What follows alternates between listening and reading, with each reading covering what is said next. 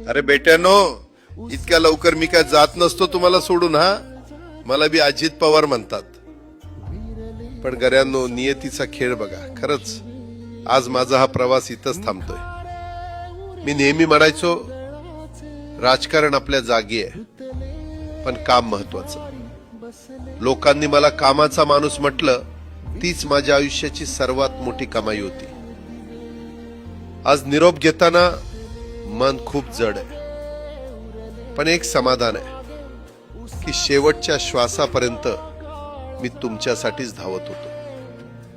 मी तुम्हाला शब्द दिला होता, जोपर्यंत माझे हातपाय चालतात तोपर्यंत तुमचं भलं करण्यासाठी मी झटत राहील. नियती बघा कशी असते. आज माझ्या हक्काच्या बारामतीच्या मातीत तुमच्या सेवेसाठी येत असतानाच माझे हातपाय कायमचे विसावले.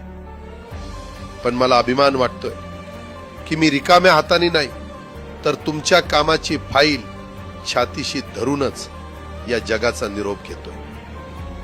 शेवटच्या क्षणीही माझ्या डोळ्यासमोर फक्त तुमचा चेहरा होता. माझा स्वभाव थोडा रोखठोक होता.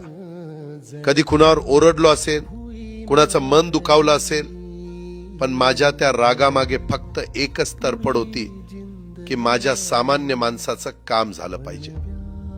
सत्तेसाठी नाही, तर तुमच्या हक्कासाठी मी नेहमीच दादा म्हणून उभा राहिलो.